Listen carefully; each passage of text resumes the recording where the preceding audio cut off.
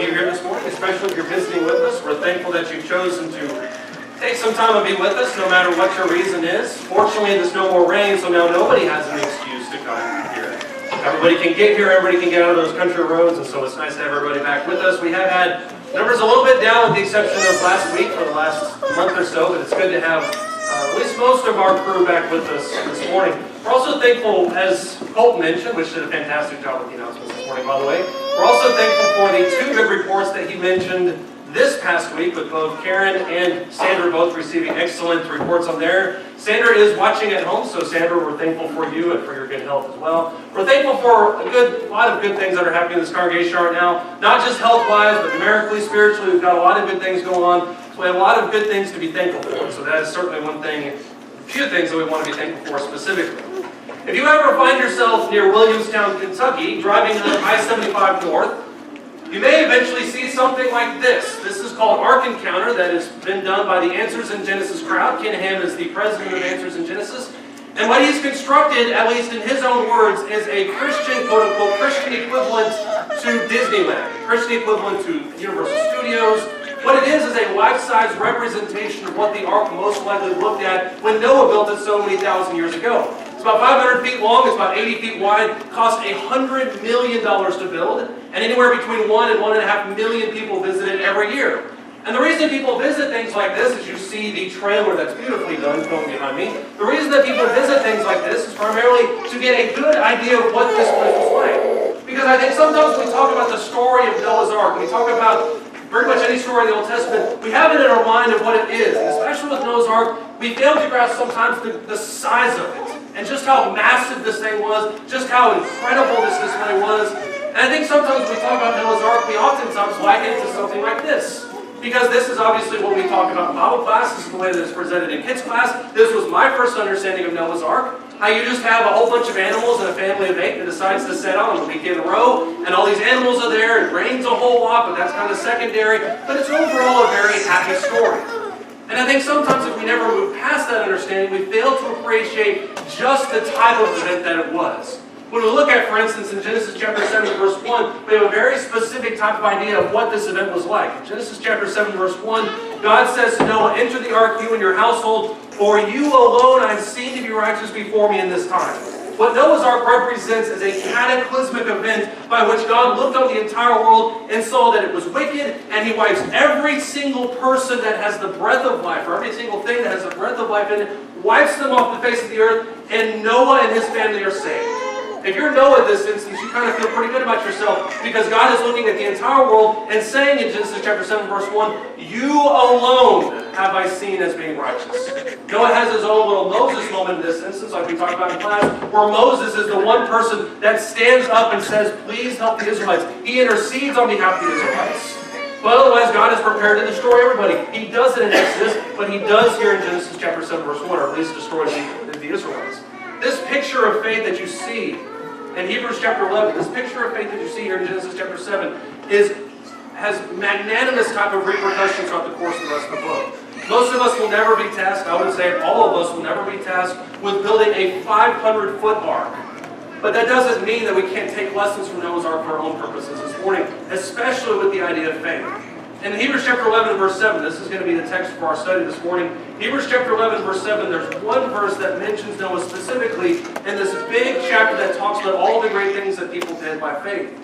In Hebrews chapter 11, verse 7, it says, "By faith Noah, being warned about God by things not yet seen, in reverence prepared an ark for the salvation of his household, by which he then condemned the world, and became an heir of righteousness which is according to faith." If you look at Hebrews chapter 11, verse 7, you have one verse that describes what Noah did by faith to save the entire world, or at least to save his family, which then would repopulate the entire world. But when he mentions here specifically about this passage that by faith he did this thing, and then he has this whole laundry list of other things that he did by that faith, what God is doing, what the Hebrew writer is doing in Hebrews chapter 11, verse 7 is propping up Noah as the archetype of faith. He is one of the very first few people that is described as having fantastic faith, even if it wasn't alluded to in Genesis chapter 7. It is by the time you get to Hebrews chapter 11, verse 7. And if you look at Hebrews chapter 11, verse 6, Noah's faith is kind of akin to what you see in the verse immediately before that. Hebrews chapter 11, verse 6, talking about faith at large, The Hebrew writer says, without faith it is impossible to please him, for he who comes to God must believe that he is, and that he is a rewarder of those who diligently seek him. If you're studying the story of Noah, you can't do it without Hebrews chapter 11, verse 7. But you also can't do it without Hebrews chapter 11 and verse 6. Because what Hebrews chapter 11 verse 6 talks about is two essential elements of faith after he builds on in verse 3. Because he talks about those who believe that he is, must believe that he is, and that he's also a rewarder of those who diligently seek him. When we study the story of Noah, we fail to grasp just what he was doing in the time that he was doing it, how long it took, and what the probable reaction was by every single person that looked at him. When Kim Hand decided to build Ark Encounter in the middle of Kentucky, which is the perfect place for something like that, when Kim Hand decided to build Ark Encounter in the middle of Kentucky, there were a whole lot of people that said, I'm excited about this. I'm excited about what you're doing here. But there were a whole lot of people that looked at him and said, why are you building this here in the middle of nowhere? Now, I've never been to Williamstown, I'm sure it's beautiful. But why are you building this off the interstate in the middle of nowhere? For what purpose? And even though people are familiar with the story of Noah's Ark, this is out on a whole other scale. Because if you can imagine people walking by Noah's building the Ark for however period of time he's doing it, people are looking at him and saying, why are you building the Ark here for a storm that you haven't even heard of yet? And when you think about the story of Noah, that's essentially what it is someone asked to do the impossible, to do the unthinkable, to enter into the unimaginable. I made that up, by the way. That's trademark where you could, 2018. But it's somebody who was tasked with doing something that nobody has ever seen before, for an event that nobody's ever heard of before, for something, for a new world that people can't even imagine. And that's really the story of Noah, because nothing before this and ever since then has ever happened on such a grand scale. As a matter of fact, after Noah comes out of the ark, God tells him, never again am I going to destroy the world by water. And even though there have been genocides on a million casualty plus scale, there have never been anything like this. There will never be anything like this until God comes back to claim his own. When you look at Hebrews chapter 11, verse 6 or verse 7, the very first thing that he mentions there is that fact that he was by faith warned by God about things not yet seen. We talked about Abraham a few weeks ago and about just what relationship Abraham most likely had by God. Because in today's world, 2018, we take a relationship with God for granted because we know so much about him. We have the entirety, and we don't know nearly all of it, not even close to that. But when you look at the Old Testament, we have story after story after story that reveals aspects of God's character. And then when you see the New Testament, we become intimately acquainted, more so than we were in the Old Testament, with the character of the Messiah. We interact with the Holy Spirit, where we see the Holy Spirit in the Word in the New Testament. So we begin to know more and more about God. Abraham didn't. And to a greater extent, I would argue, Noah didn't. Because if you look at Genesis chapter 1 through 6, if you look at the story of man's history up until Noah comes on the scene, you have the first 3 or 4 chapters that describe Adam and Eve sinning, and then Cain and Abel sinning. And then in chapter 5, you have this long list of genealogies. And then Noah shows up. And so the question, logically, if you get to chapter 7, or if you get to the end of chapter 6, the beginning of chapter 7, is, what did Noah actually know about God? And I am nowhere intelligent enough, by any stretch, by anyone's measure, to pontificate on that at all. But what we do know about this is that he at least had faith in God, and when God asked him to do something, he did it. And that represents a total shift from literally every other person on the planet. Noah is utterly alone when you look at the story outside of his family. Look at Genesis chapter 6 if you would. The one thing that's in view when you look at Genesis chapter 6 is not necessarily the ark, at least at this point, but the faith and the character of Noah himself. In Genesis chapter 6, starting in verse 8. Genesis chapter 6, starting in verse... That's right. We're going to go with it. Genesis chapter 6, starting in verse 9, rather. Genesis chapter 6, starting in verse 8 and 9. That was right. Did you hate it when you do that? Genesis chapter 6, starting in verse 8. Noah found favor in the eyes of the Lord. This comes on the heels of God talking about how he was sorry that he made God on the earth. And that's the conversation for another time. But in verse 8 it says, Noah found favor in the eyes of the Lord. Verse 9, these are the records of the generations of Noah. For Noah was a righteous man, blameless in his time. Noah walked with God. Those are 2 fantastic verses that describe the character of him. Verse 10 talks about him becoming the sons of Shem, Ham, and Japheth. But Noah's character in verses 8 and 9 is juxtaposed, there's the word of the year, with verses 11 and 12. Because he says in Genesis chapter 6, verses 11 and 12, now the earth was corrupt in the sight of God, and the earth was filled with violence. God looked on the earth, and behold, it was corrupt, For all flesh had corrupted their way upon the earth. When you look at Genesis chapter 6, verses 8 and 9, and you have a snapshot of Noah's character, you have that contrasted with the character of literally every single person on the planet. Whereas Noah has found favor in the eyes of God, the rest of humanity hasn't. Whereas Noah is blameless, the rest of the world is wicked. They do violence. They're filled with indignation. They're filled with sin. And so you have these two personalities contrasted to each other.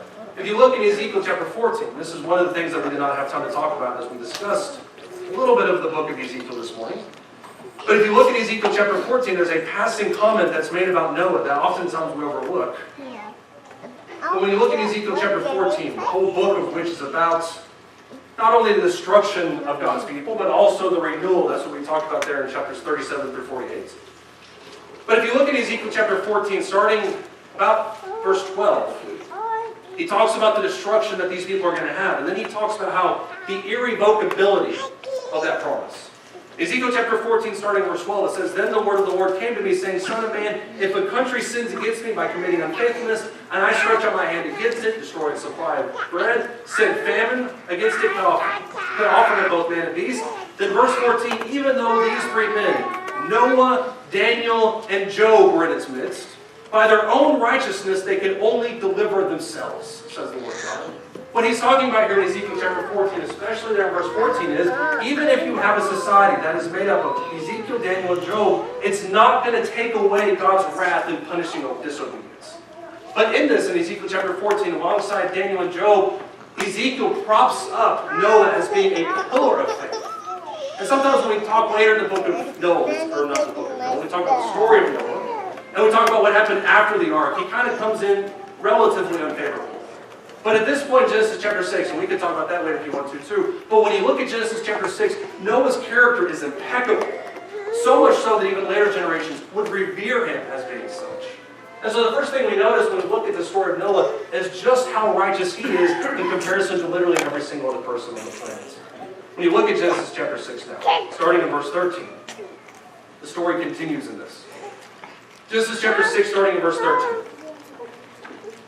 Imagine this is the conversation that God has with you. Genesis chapter 6, starting verse 13. God says to Noah, The end of all flesh has come before me. For the earth is filled with violence because of them, and behold, I am about to destroy them with the earth. Verse 14, Make for yourself an ark of gopher wood. You shall make the ark with rooms. You shall cover it inside and out with pitch. And notice how much detail God goes into with this. Verse 15, This is how you shall make it. The length of the ark, 300 cubits. Its breadth, 50 cubits. Its height 30 cubits. You shall make a window for the ark. Finish it to a cubit from the top. Set the door of the ark on the side of it. You shall make it with lower, second, and third decks. Behold, verse 17, I, even I, am bringing the flood of water upon the earth to destroy all flesh, in which is the breath of life. From under heavens, everything that is on earth shall perish. Verse 18, But I will establish my covenant with you. You shall enter the ark, you and your sons and your wife, and your sons' wives with you. And of every living thing of all flesh, you shall bring 2 of every kind into the ark, to keep them alive with you. They shall be male and female. Verse 20, Of the birds after their kind, of the cat animals after their kind, of every creeping thing of the ground after its kind, which I don't like crawling through my house, 2 of every kind will come to you to keep them alive. Verse 21, As for you, take for yourself from all food which is edible, gather it to yourself, it shall be for you food, for you and for them. Listen to verse 22. Thus Noah did, according to all that God commanded, so he did. This is what the Hebrew writer would talk about in Hebrews chapter 8 and verse 5, when he would talk about how Noah did everything according to the exact specifications that God laid out for him. And when you look at Genesis chapter 6 and you see the details about the cubits and you see the first, second, and third decks, our human side of us looks at that and says to ourselves, why do we need 2 decks? Why do we need 3 decks? Why can't we have 2 decks with a gazebo up top? Why can't we have a sunroom off to the side? This is human reasoning as we look at the ark. Because if God had simply said to him, I want you to build an ark out of gopher wood, and that's it, good luck with it, then maybe he could have done everything that he wanted to. But God is very specific in Genesis chapter 6. I want you to build it with 3 levels, I want you to make it this long, I want you to make it this tall, and I want you to put a window up at the top. And as great as Noah's faith is before this is when his faith is even more tested. Because now the question comes up, is Noah going to make the ark according to the way that God had commanded him? And if he had, the story would be a lot shorter. Our story would probably be a lot shorter as well. But when you think about what God is asking him to prepare for, what he's asking to prepare for in Genesis chapter 6, especially there in verse 12, is a worldwide cataclysmic event that is going to destroy everything.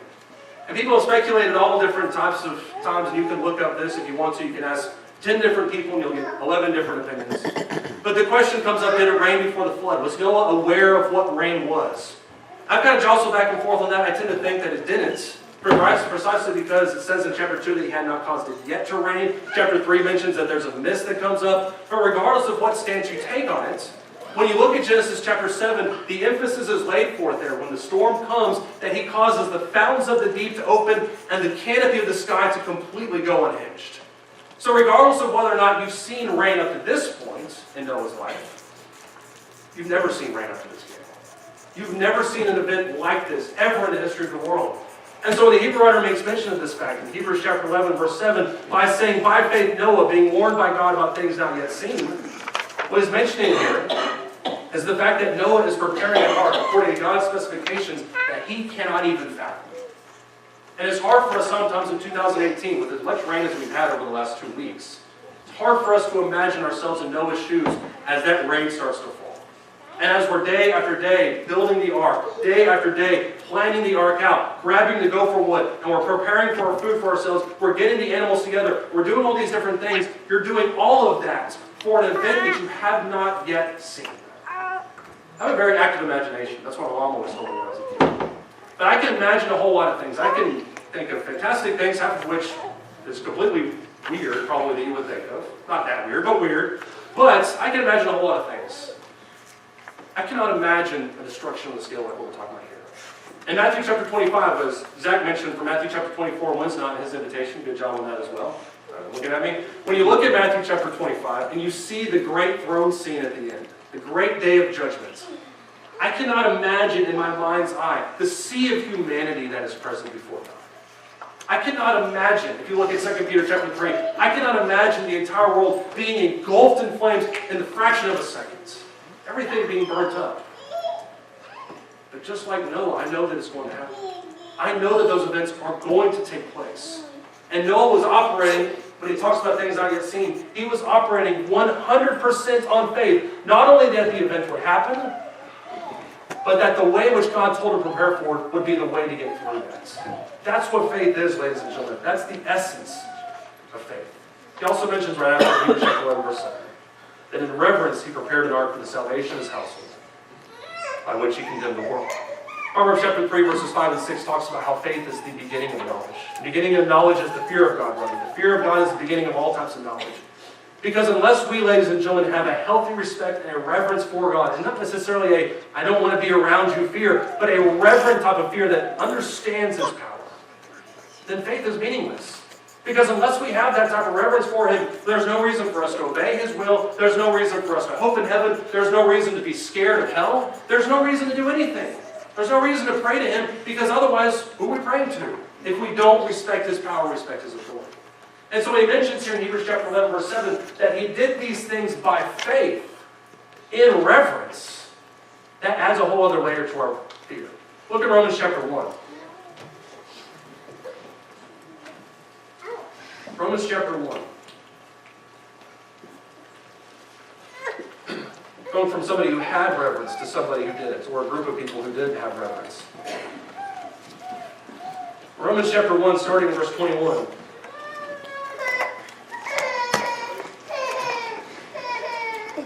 Paul is talking about all the people that are immoral in this world. He kind of highlights this, starting in verse 18. And he says, for the wrath of God is revealed from heaven against all ungodliness and unrighteousness of men who suppress the truth and unrighteousness. Because that which is known about God is evident within them, for God made it evident to them. In other words, we understand that there is a Creator. That's not something abnormal to us. We understand instinctively, as I believe Ecclesiastes teaches, as he sets eternity in the heart of man, that we know that there is a God, instinctively. And if you don't know that there is a God, look outside these side doors and see the trees. Look at the rain. You see creation. Something that Paul would allude to several times in the book of Acts.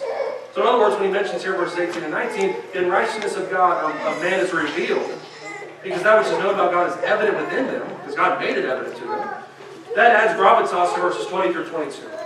Because he says, for since the creation of the world, his invisible attributes, his eternal power, his divine nature, they've been clearly seen.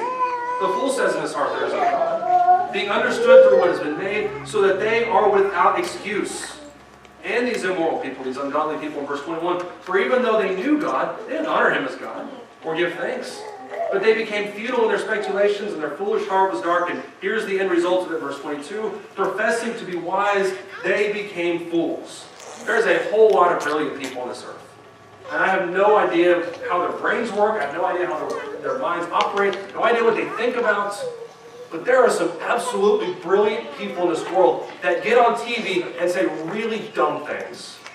There are people in this world that have 4 PhDs, fellowships at the most prestigious colleges of America, or of the entire world. They have a 400 megaton telescope in their backyard that they can see all the way to the end of known space. And yet that they get on TV, or the radio, or Facebook, Twitter, whatever you want to do, and they say there's no God. As brilliant as you are, as brilliant as I am, as brilliant as anybody is, if we do not acknowledge the simple fact that there is a God, then nothing else matters. Nothing else can come out of that. No wisdom can come out of that. Because fear of God is the very beginning of knowledge. And Noah, for all of his other things that we could talk about with him, had that at the beginning. Some of the things that we failed to take into account when we discussed the story of Noah, the first is just how old he was when he started this. He became the father of Ham, Shem, and Japheth at 500 years old. He's 31. He's 32 in a few months, in case anyone's planning for birthday presents. 31 right now. It means 469. Rachel wasn't here. Rachel would bust me on that. 469 years I have to live, however many multiples it is in my life, to get to Noah's starting point. And that's when he became the father of Ham, Shem, and Japheth. I have a hard enough time waking up in the middle of the night with Ham at 31. You can imagine doing it at 501 years. And then it mentions that he became the father of Ham, Shem, and Japheth. By that point, they're obviously old enough to have wives by the time you enter the ark at 600 years old. And so while Noah most likely wasn't a preacher of righteousness for 100 years, he certainly was for 50, 60, 70 years. Can you imagine setting your heart and your mind into task to something for 50 years that everybody else in the entire world thinks you're crazy for? And yet that's Noah. The other thing that we underestimate when we talk about the story of Noah is just how long that he was on the ark. We talk about the 40 days and 40 nights as if it came up and then the water all as soon as it stopped raining, it just kind of went down. The ark settled on Mount Ararat. They went out, they started their new life. As we've seen the last 2 weeks, whenever it rains a ton, it doesn't just go away. It usually sits there for a while. And so what we realize when we study the story of Noah is not only was he really old when he entered the ark, but he was in the ark for a long time. People have speculated over a year. Can you imagine setting your heart, number one, to work on something for 50 plus years inside of everybody that thinks you're crazy, and then sitting on that ark for an entire year wondering what it's like when the waters recede? And as watched as Noah was separated from the world, and as righteous as his character was, you know he knew people on the outside. You know he knew people that had since perished. That is a long time to sit on the ark and think about the end of the world situation by which you're the only one, along with your family, that's getting out of that alive. That is an incredibly intense situation. The only reason that he survived that, though, is because he prepared the ark exactly as they told him to. In Hebrews chapter 8, Noah is talking about, not Noah, the Hebrew writer. Noah did not write the book of Hebrews. As the Hebrew writer is talking about understanding faith and the nuances of the old covenant with the new covenant, he talks about Hebrews chapter 8, starting in verse 3. He says, "For every high priest is appointed to offer both gifts and sacrifices, so it is necessary that this high priest also have something to offer. Now, if he were on earth, he would not be a priest at all, since there are those who offer the gifts according to the law, who serve," verse 5, "a copy and a shadow of the heavenly things, just as Moses was warned by God when he was about to erect the tabernacle. For he says, see that you make all things according to the mountain, or the pattern which was shown you on the mountain." Moses did exactly the same thing that we see here in Genesis the 7th chapter. Genesis chapter 6. Whenever Noah, alongside Moses, builds everything according to God's exact specifications. There are people in the world today that would argue that that's irrelevant. That Moses could have built the ark, or could have built, not the ark, Moses could have built the tabernacle however he wanted to. That Noah could have built the ark any way he wanted to. And yet what you see throughout Scripture is not only that the promise is going to come, but that also you have to do things according to his exact specifications. In Hebrews chapter 11, verse 6 talks about the fact that God exists, but that he also rewards those who diligently seek him. The idea of obedience is wrapped up in that idea of seeking him as well. When he mentions in Hebrews chapter 11, verse 7, by which he condemned the world, it's a hard pill for a lot of us to swallow. Because we see in Hebrews chapter 11, verse 7, is that our actions by proxy judge the world. We all sung the song probably at various points in time, that you are the world's Bible. Sometimes you're the only Bible the world may ever see. And for every single person present in the building this morning, that reality is within every one of us. That people may never set foot inside a church building. That people may never, ever crack their Bible. That people may never go to God in prayer. People may never, ever think about God hardly at all. But they can by observing your actions and by observing the way you behave and connecting that with God. You can see God for eternity. And I think you see that here in Genesis chapter 6 and 7. How Noah, through his actions, through his faith, through his confidence in God, he condemned the entire world. In Matthew chapter 12, Jesus has some very fiery things towards the people that are sitting there with him. Matthew chapter 12.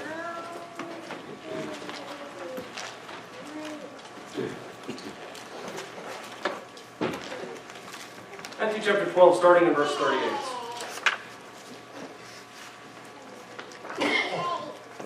Matthew chapter 12, starting in verse 38, says, "And some of the scribes and Pharisees said to him, 'Teacher, we want a sign from you.'"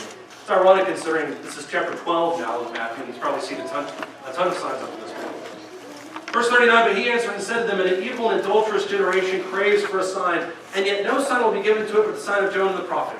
For just as Jonah was 3 days and 3 nights in the belly of the sea monster, so will the Son of Man be 3 days and 3 nights in the heart of the earth. The men of Nineveh will stand up with this generation of judgment, and will condemn it, because they repented at the preaching of Jonah. Behold, something greater than Jonah is here. Verse 42, "The queen of the south will rise up with this generation at the judgment, and will condemn it, because she came from the ends of the earth to hear the wisdom of Solomon, and behold, something greater than Solomon is here."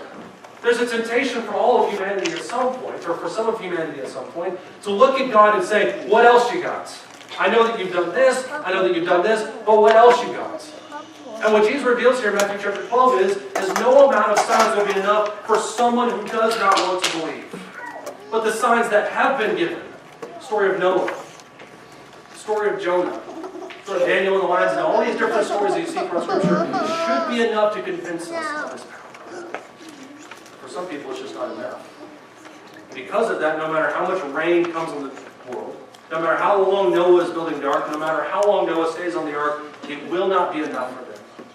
Because they simply don't want to believe. Those are the people that, in Genesis chapter 6, are outside the ark, looking in as Noah and his family are saved for it. The last phrase he mentions in Hebrews chapter 11, verse 10, is that he became an heir of the righteousness which is according to faith. Faith is a central component of every person of God's life. Abraham is revered as the father of faith in Romans chapter 4. He's talked about as the father of faith in other different locations too. But faith is the one central component that should be present in every single person's life. But faith is not something that you just have and then you just kind of sit there and you wait for God to do whatever He wants to do. Faith is something by which you move. And because of that, people have wondered, which one was it that saved Noah? They've asked the question, well, was he saved by the ark or was he saved by the faith? He certainly could have had faith, but without the faith, he's not building the ark. And then somebody said, well, he had the ark, that's what he was saved with. But faith is the thing that God made him, that made God come to him in the first place and tell him to build the ark. Faith is not one thing or the other. It's not a mental assent, it's not just the action. Faith is both of those things working together. That's why when you look at 1 Peter chapter 3, verse 21, and the statement is made about Noah being an archetype of our salvation, as baptism is the same way as Noah's ark was in Genesis chapter 6 and 7. That's why Peter talks about how it's not just an appeal to God for good, or not just getting wet by water, but an appeal to God for good conscience. There are people today that think, well, baptism is the thing that saves you. And I agree with that. 1 Peter chapter 3, verse 21 teaches that. But it's not just a simple bath. It's not just you going in the water, coming out of it, and nothing else changes. Baptism is a washing away of your sins, but at its core, it's an appeal to God for good conscience. That's what makes baptism special. Baptism is pivotal. It is the most important thing. It is vital and necessary for salvation. Without faith, just going in the water. Noah had faith. Noah had faith that he would be saved, but he had faith that if he did according to what God told him to do, he would be saved also. Let's look at one final passage in Romans chapter 4. Romans chapter 4.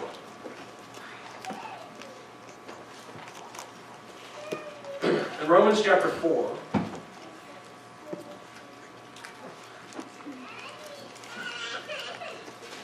Romans chapter 4, starting in verse 16. Listen to what Paul has to say. Paul says in Romans chapter 4, starting in verse 16, "For this reason it is by faith, in order that may be in accordance with grace, so that the promise will be guaranteed to all descendants, not only to those who are of the law, but also to those who are of the faith of Abraham, who is the father of us all. As it is written, a father of many nations have I made you, in the presence of him whom he believed, even God, who gives life to the dead and calls into being that which does not exist. In hope against hope he believed, so that he might become a father of many nations according to what he had spoken. So shall your descendants be." Verse 19.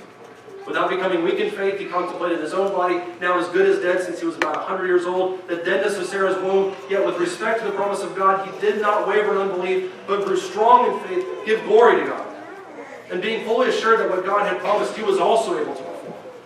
Therefore it was also credited to him as righteousness. Now not for his sake only was it written that it was credited to him, but for our sakes also, to whom it will be credited, as those who believe in him who raised Jesus the Lord from the dead. He who was delivered over because of our transgressions and was raised because of our justification." Romans chapter 4, especially this last section here, and you can look at the first few verses to see kind of the beginning of this whole argument.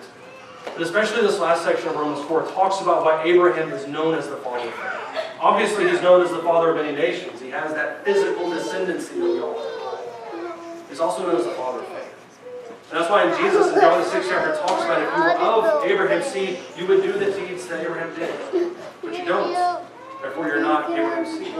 Abraham is known as the father of faith. But as you look at Romans chapter 4, the things that make up that faith, regarding his own body as dead, looking towards the things that are future, believing in the impossible, that also describes him. Because Noah is sitting here at 500 years old, seeing the wickedness that is utterly around him, being the only person in this entire world, that all we know, that is holy and righteous before God. God asks him to do something that's impossible, and Noah does it, and does the entire thing based off of faith. It's interesting when you look at all Scripture, and you see David, Daniel, Shadrach, Meshach, and Abednego, you see the apostles, every single person of God is asked to have faith. Every single person of God has to have faith in order to be accepted. As Hebrews 11 talks about, it's not just a mental assent, but it's something that you have, it's something that you act on, and something that you keep in your entire life. One of the saddest things that we can think about when you look at the story of Noah is as Noah goes into the ark and God closes the door behind him, and those raindrops start to fall. And Noah has spent however long a time, 50, 60, 70 years preparing the ark. Now he's entering into the ark, he's with his family, and those raindrops start to fall. And this may be total speculation on my part, but I can almost imagine with my mind's eye, as he's sitting inside the ark, he is hearing the cries of the people that are outside the ark.